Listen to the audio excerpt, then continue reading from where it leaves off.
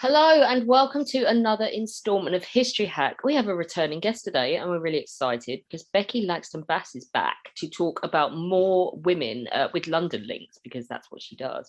But more women that we really don't know anything about in history and we really should. Becky, hello. Hello. This was such a success last time. We've got you back to do more and you've got some cracking stories for us, haven't you? Yeah, I had to narrow the list down from about 20 women to try and fit this in. So You hopefully they're had good. three you really wanted to do, but you couldn't find stuff on. Just give them a shout out. Yeah, so there were a few, just as always, when you're researching for things like this, it's always just like, is there enough information? So the ones I didn't get to include was Clara Collette, who actually worked alongside Booth doing the Booth poverty maps. Okay. Um, and so there definitely should be more about her and kind of how she was interviewing working women and things like that. But yeah, unfortunately, no biographies out there.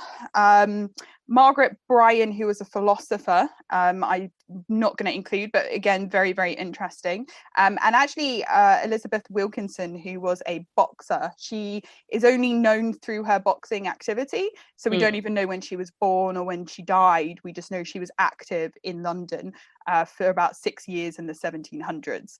Oh, wow. And she was willing to fight both men and women. So she was quite a bold character. But unfortunately, again, not enough about her. So those are the ones I wish I could have included.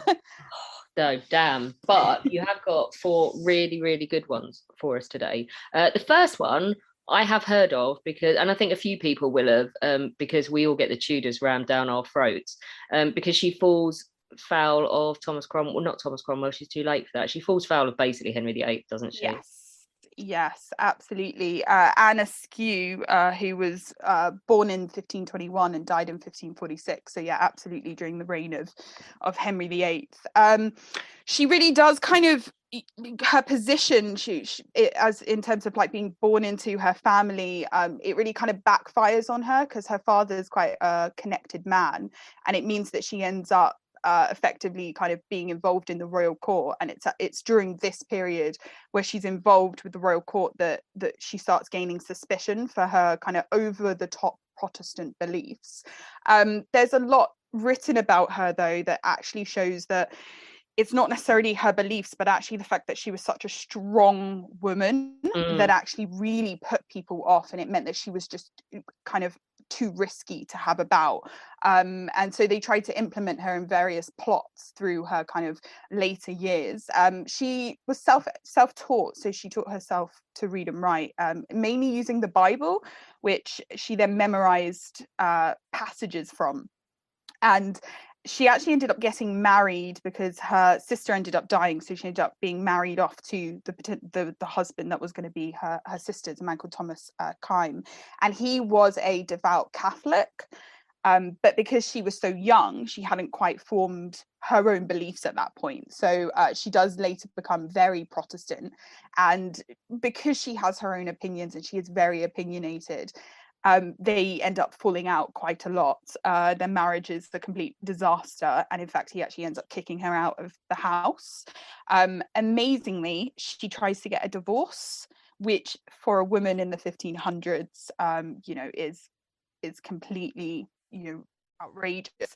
Which is good enough for the king, though. Yeah, I did think that when I was researching about Anne. I was like, it's funny that because Henry VIII can do it, so why can't she? And I love this idea that there's a bit of an urban legend that she tried to appeal to the king himself. I don't think it's true, but there are some sources that tried to claim this. And we do know that she contacted the Bishop of Lincoln, though, where she was based, and yeah, she effectively asked if she could get a divorce. It didn't work. She then moved to London and basically just pretended she wasn't married. So she spent time in London using her maiden name rather than her married name, which again for the time was really unusual.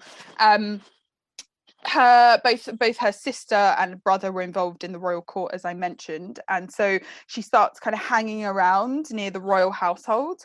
And it's at this point that she tries to she's interviewed and asked if she can implement other people in the royal household close to the king who are basically creating plots. So she's kind of the gateway into that, and it really puts her position at risk.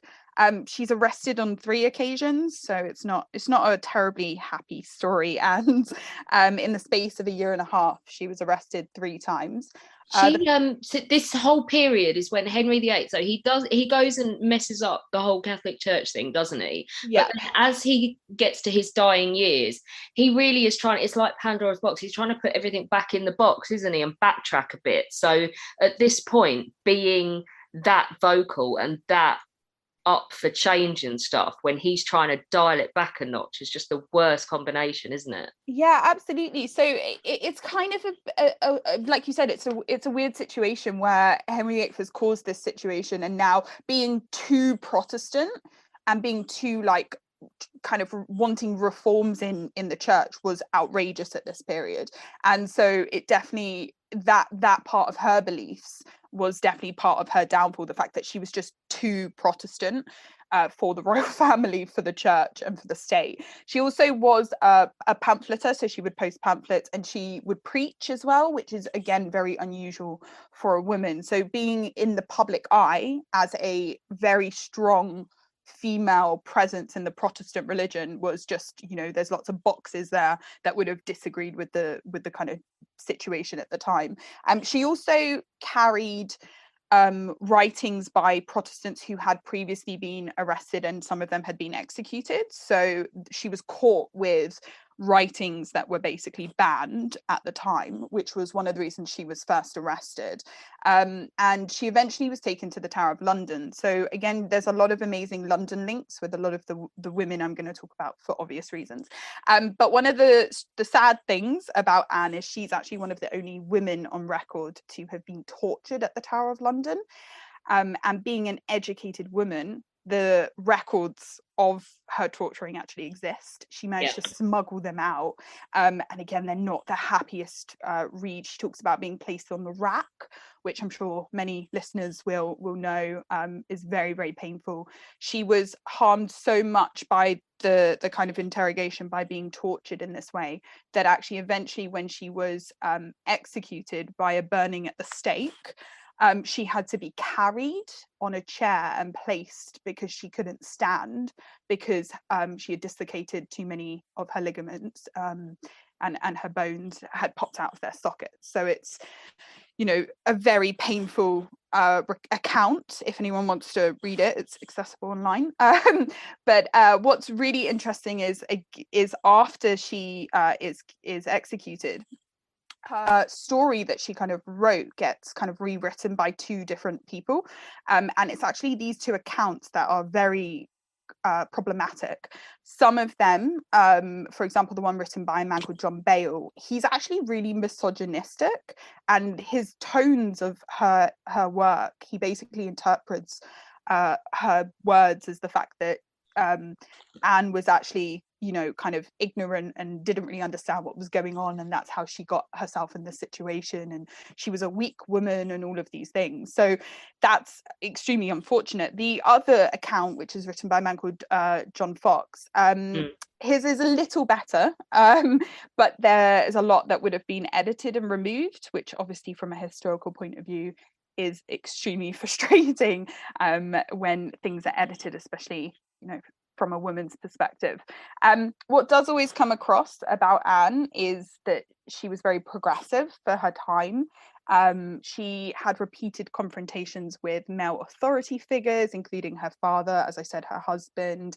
You know, even during her interrogation, she kind of mocked the men who were interrogating her.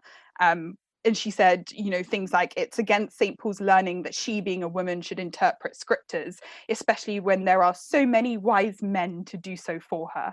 So, you know, she terrifies them, doesn't she, basically? Yeah, she honestly was just like nothing else at the time, and they couldn't control her. And because of that, it led to her downfall, unfortunately. She very famously wrote a ballad when she was in prison. And the opening verse, I think, is quite beautiful. She wrote, "Like as the armed knight appointed to the field, with this world will I will fight, and faith shall be my shield," which I think is quite a powerful opening verse. So yeah, very, very prolific kind of woman in her time, despite only living for a couple of decades. This is the thing, she's only what, 25, 26? Yeah, 2026 when she was executed. It's insane, isn't it? And do we know what happened to her after she died? Do we know where they buried her? No, well, she was burnt at the stake, so I don't know exactly what happened in terms of records. There are a kind of a bit like accounts about the execution, which again you kind of got to take with a pinch of salt, because there's some people who say that she was helped die quicker. Some people say that she never cried out at all, and so there is this overbearing idea that they definitely, history has kind of reflected her as a very strong woman. But yeah, unfortunately we don't kind of know what happened to her afterwards. She's quite inspiring. But she always struck me as someone, she just refuses to shut up for the sake of other people, doesn't she? She's just like, I could just give you what you want and stop talking and stop having opinions and stuff, or I could not. Yeah, well, that's what I really like about kind of reading the account of her when she was being tortured. It wasn't that she didn't say anything. It wasn't like she was on the rack and refused to speak. She would speak. She just wasn't telling them what they wanted. Yeah. She would just mock them and use her wit and her intelligence and quote bits from the Bible that were talking about what they were doing. And so she also refused to be silent, even though she was in this awful situation. And I just think that does come across, the more you read about her and read her own work. Yeah, I really like that one. Thank you for that one. Okay. Your next one, are we going to do a painter next? We are, yes. Sarah Biffin, who I kind of came across when looking at women that we could potentially talk about for our Women of the National Gallery tour. One of the things that you see a lot in early women painters is they tend to be restricted to certain types of art. And Sarah was more of a portrait painter, but she did miniature portraits, which are nowadays very collectible. She is amazing though, because she was born without any arms and without any legs. So she taught herself how to read, how to write, how to sew using needles. She was very talented at embroidery. She would put the needle in her teeth, and that's how she would sew. And eventually she taught herself how to paint as well. Hang on, so miniature painting is a bitch anyway, because you have to do everything in miniature. Like with two hands, I wouldn't even try. So she's doing this presumably with her mouth? Yeah, with her mouth. Wow. Yeah, it's and she does, one of her most famous paintings is actually her own self-portrait, which I highly recommend people look up, because it's actually a very like empowered painting.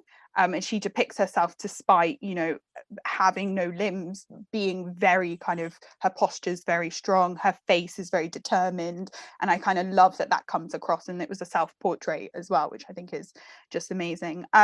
So her kind of journey into art is a bit unusual. She effectively gets scouted to join fairs and sideshows, and it was her kind of tag name was the Limbless Wonder, and the idea was that people would actually go to these fairs and they would actually pay to watch her draw, write, and you could pay for her to paint your portrait as well. So although she did actually initially start in landscapes, it became quite clear that her talent was actually in portraits.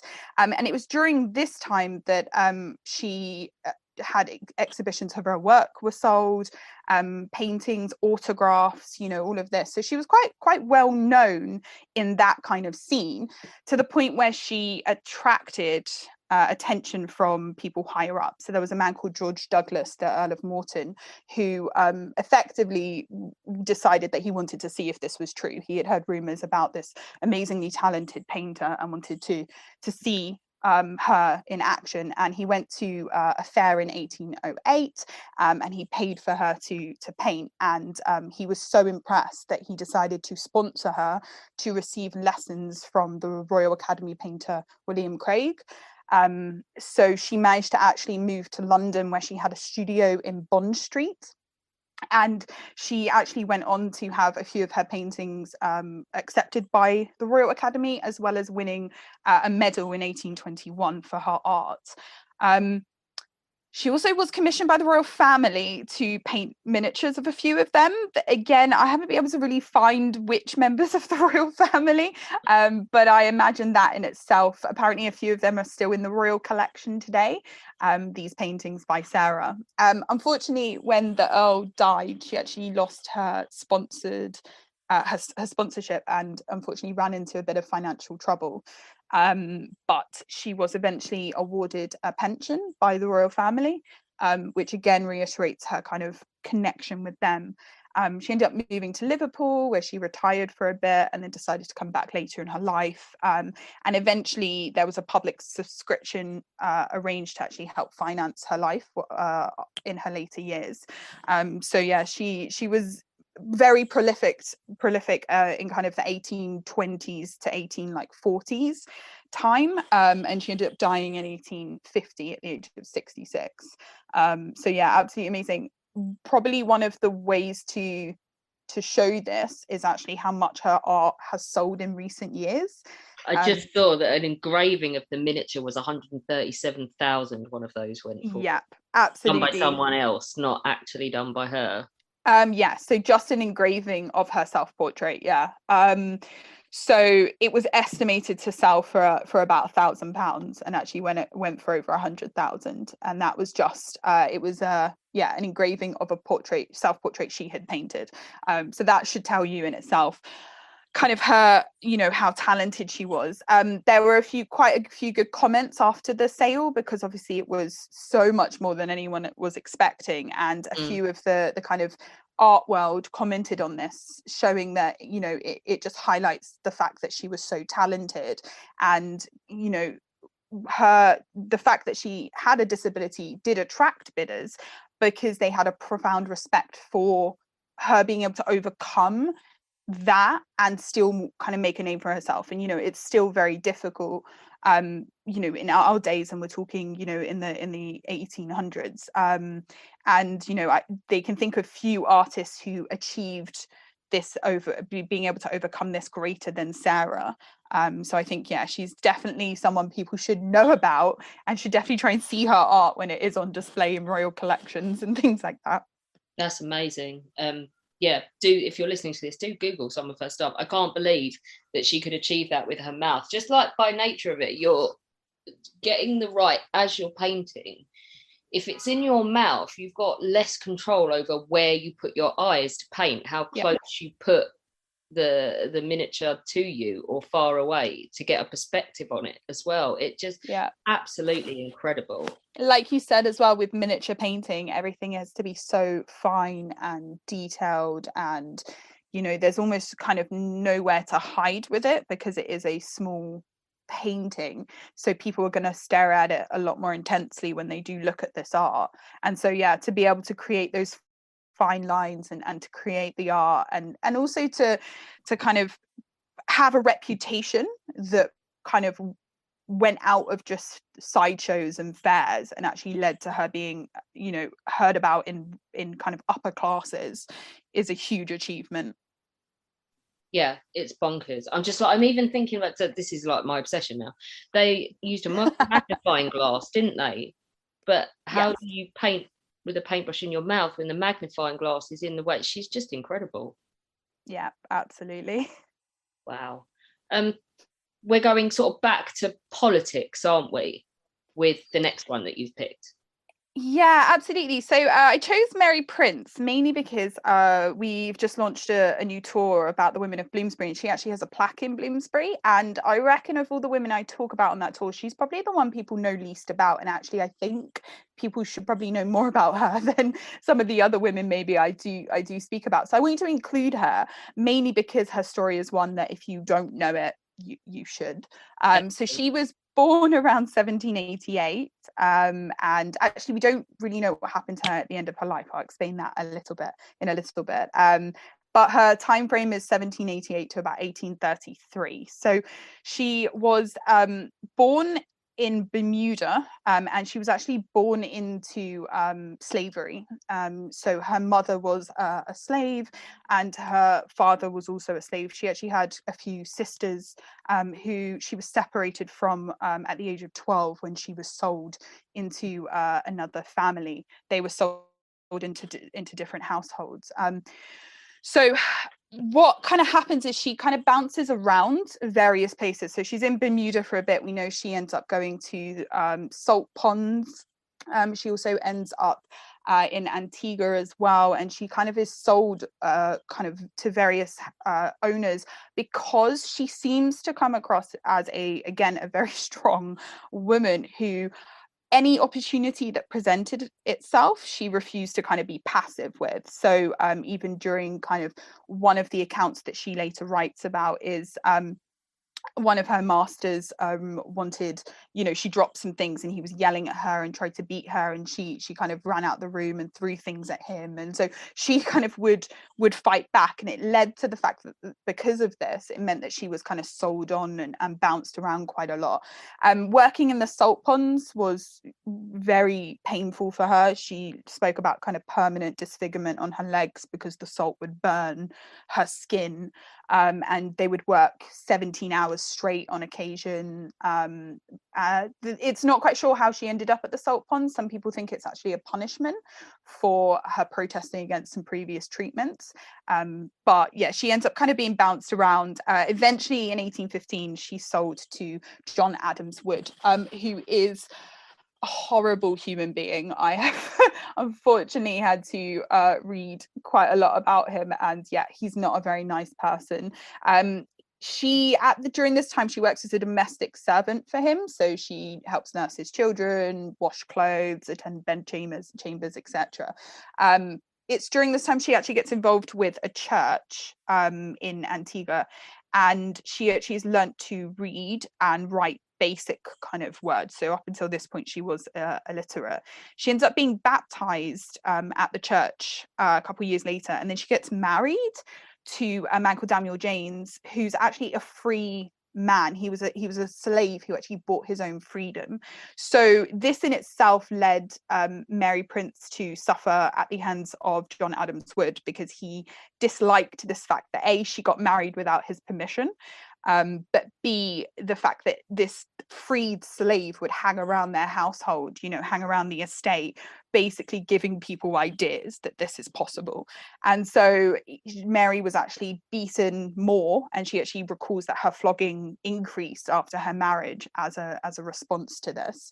And so it kind of all just comes about. By 1828, the Wood family have moved to London to sort out education for their children, and they take Mary with them. It's not clear whether Mary requested to go or whether they decided to take her, but she's taken to London. And this is where things get a little bit grey, because in 1828, the public opinion in London is not in favour of slavery, but slavery technically wasn't illegal. So yeah, it's a strange situation where Mary kind of comes to London and finds herself, in the eyes of people, free. But she's informed that if she were to travel back to Antigua, where her husband is, she could be re-enslaved. And so she ends up leaving the Wood household. Again, there were many fallings out and records of kind of fights going on and things like that, and Mary speaking out when she shouldn't. But she unfortunately struggles to find employment. And this is one of the reasons she stays so long in London with Wood. Eventually, she ends up being associated with the anti-slavery movement. So she meets a man called Thomas Pringle, who basically employs her in his household and attempts to try and free Mary. So there's various petitions that they try to put to Parliament to get her freedom.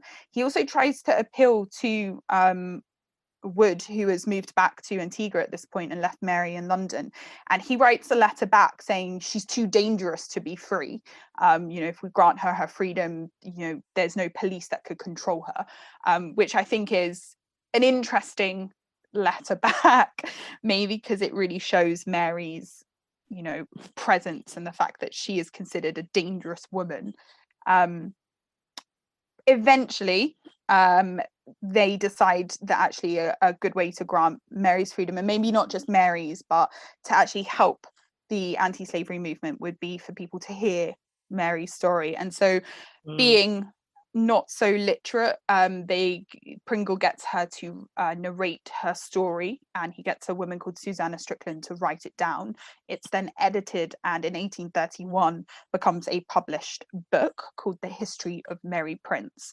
So this is still a book that's available for people to read today, and I do recommend people do, because it's actually not just an amazing account of this time, but it's also the first account of the life of a Black woman to be published in the UK. Just like a female Frederick Douglass, isn't she? Yes, absolutely. Brilliant. The response was pretty positive, actually, although there were a few libel cases that were raised out of the book. So Thomas Pringle actually sued an editor of a newspaper, who basically turned around and said the account was false, it can't have happened. So Pringle actually sued this gentleman and received £5 in damages for it. The second libel case was actually John Adams Wood. He actually sued Thomas Pringle as the editor, claiming that the book misrepresented his character. He actually unfortunately won the case. Of course he did. Yeah, which is annoying, because everything I've read about him, I doubt that she misrepresented his character. I think if anything, she was probably too nice about him, and could have even been harsher. So the fact that it did kind of create this uproar in the UK, and it did raise a lot of public opinion, it is claimed, and you can understand how it is seen with its success. It ends up being reprinted a couple times in its first year. It is seen as almost a catalyst to the anti-slavery campaign. This idea that the horrors that she talks about, the physical violence of the owners, it kind of really does kind of kickstart and effectively lead to the Abolition Act a couple years later. So there's definitely an influence there, which is definitely important to know. The other thing that's really great about the history of Mary Prince is that it isn't necessarily just statistics given. It is, like I said, a first person account, and it's actually really honest.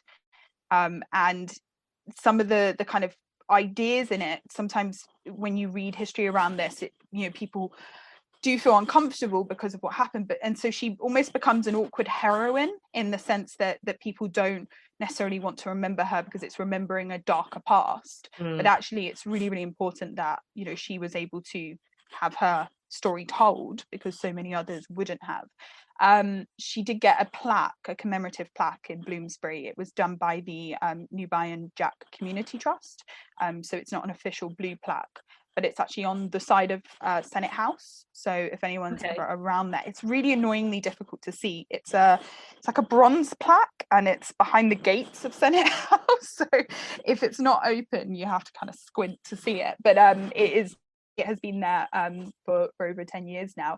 And she was included in the London Museum at Docklands, the Sugar and Spice exhibition that they did there. There was a side and a section about Mary Prince and her influence and her time. So she's definitely someone that people should know about. Unfortunately, we don't really know what happened to her after the libel cases. We know she testified at both of them, but then she kind of just disappears. So I think the optimist in me, I kind of hope she went back to Antigua, as a free woman, reunited with her husband. You can see a kind of Hollywood movie kind of ending. But unfortunately, nobody has yet to find what actually happened to Mary Prince after 1833. So a great story, but kind of a bit anticlimactic about the ending. I feel like we need to go out and find what happened to her. I wonder if would she not have been getting royalties still? Yeah, that's a really good question. I don't know. Let's try and find out. Yeah. Reading this, it's one of those where I'm like, is it something you need to have someone in like the archives there?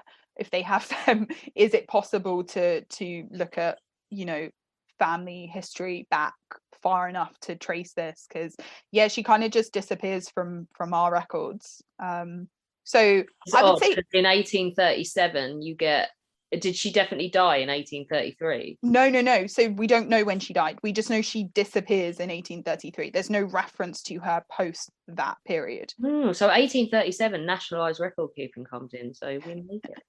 Maybe. Well, it sounds like a project. New session, new rabbit hole. If there's anyone in Antigua listening that can help, give Becky a shout. Yeah, let me know. I honestly, I just want to find out now as well. Yeah. So I'll update if anything comes in. I'll let you know. Brilliant. We'll do a Mary Prince special. But today, you've got one more for us. Yeah, so this one's a bit of a weird one, but I just post-lockdown, I think everyone was cooking a lot in lockdown, and so I came across the first woman to actually publish a kind of modern cookery book. Brilliant. I just thought it was a really nice kind of just thing to know about, especially because we actually have a lot of kind of things we should give her in terms of credit, because Eliza, her name is Eliza Acton. She was born in 1799, died in 1859. So again, just time frame. She was also a poet, so she wrote poems before turning her hand to cookery. And I actually think that is actually part of the reason her cookbooks sold so well, is because they had this kind of beautiful poetry about how to cook, and they're really detailed, by the way, her cookery books. She was actually born and raised in Suffolk, so a lot of kind of Ipswich links. And actually one of the poems she ended up publishing was called The Chronicles of the Castle Framlingham, which, if anyone has listened to the Ed Sheeran song, that's the castle he sings about. So I like to think, you know, she was writing about the castle before it was cool to do so. But she was known for her kind of humor and wit in her poetry, and eventually her poems kind of lost a little bit of their momentum, and so she decided to turn her hand to this cookery book that she published in 1845, and it was known as Modern Cookery for Private Families. So the thing that the book does, which is really kind of instrumental and something we can appreciate, is it kind of introduces the way recipes should be written for people to be able to cook them. It takes them out of kind of, you know, larger cooking settings, brings them to the home. And she does things like that we kind of take for granted, like listing the ingredients that you'll need. This was something that was kind of revolutionary for the time, giving, you know, timings on preparation versus cooking time, which again is something that's so helpful nowadays. But at the time in 1845 would have been, you know, completely different from how recipe books would have been written. The recipes that she includes, this book is extremely long. I think it's over like 700 pages long. So it's a big cookbook, and she took 10 years to write it, and it covers pretty much everything you would need to know to be a chef, or to cook any type of meal. There's a chapter on how to carve different meats, where different meats have come from in the animal as well, how to fillet different fishes, and how to tell the difference between different types of fish as well, so you don't get sold a rubbish type of fish at a fishmonger. She's like, you're looking for this type, and there's actually drawings to show what types of fish work better with different kind of recipes. I reckon about a third of the book, she's a woman after my own heart, because a third of it's on desserts. Awesome. Yeah, and there's some sugary desserts. Honestly, there's ones that are like more sugar than anything else. There's recipes for different types of vegetables, and there's about 7 ways to cook cauliflower, which, you know, I think cauliflower is an interesting vegetable. My favorite one is the one that includes cheese, because, you know, cauliflower cheese is amazing. She also is the first person we know of to recommend cooking Brussels sprouts, which I kind of have to not thank her for. I want to go, you. Yeah. So it's the first recipe known in the English language for Brussels sprouts. So involved? Pardon? What does it involve? Really not very much. Steaming is effectively the method. But she Yeah. talks about taking off the outside leaves, steaming them and serving them on toast or with butter. So again, Brussels sprouts on toast. I Anyone don't want to even try think this? bread and butter could save Brussels sprouts. Have you tried making any of them? Not yet, but there is a very nice recipe for Christmas pudding in there that includes a lot of alcohol, which sounds amazing. So yeah, maybe definitely get around to cooking some of them and see how they go. I feel like this is a YouTube channel. Yeah, cooking out of this 700-page book with all these different recipes.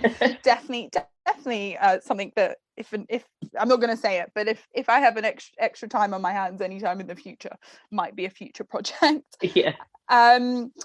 Yeah, so it's just such an interesting cookery book because it honestly, it just covers every single area. And what's really nice about reading it as well, I kind of skimmed through it over the last week, is she kind of gives her opinion on some of the dishes. So she kind of talks about, you can do it like this. I prefer cooking something like this. And if you want to add a little bit of kind of cayenne pepper, that kind of adds to it. And so she's very kind of, it's a very kind of nice flowing book. It's quite easy to read because it has this kind of personal element to a cookery book, which obviously again is something that a lot of chefs try to do now when they bring recipe books out, is they do try and make it about personal kind of stories or different versions of recipes that they've tried. And so this is again quite important for that. She was kind of quite, there's a lot of controversies raised, not necessarily because of the meals, although there was one that was called curried toast with anchovies, which I'm not again sure I want to try. Like there was a lot of curries in this book as well, by the way. She was a big fan of including cuisine from all around the world, so she included French recipes, curries, chutneys and things like that as well. So it is really all inclusive. But yeah, one of the things that kind of came out of it is that being the first kind of modern cookery book that was published, people just plagiarized loads of her recipes. And she actually, when the book goes to the 1855 edition, she wrote in the preface, "The manner in which large portions of my volume have been appropriated by contemporary authors without the slightest acknowledgement of the source from which they have derived is insulting." Oh, I feel you. Which I was going to say, from a historical point of view, plagiarizing is just, you've got no shame if that happens. Yeah. Probably the most famous case or a version of this is Isabel Benton, who is actually more famous for her cookery book, which came out in 1861. It sold, a million copies. So it wasn't, Eliza Acton's wasn't as successful, but it was the first of its kind. In Isabel Benton's best-selling book, Mrs. Benton's Book of Household Management, there's about 150 recipes that were directly taken from Eliza Acton. No. Yeah, it's not even subtle. It's not even like one or two. It's about 150.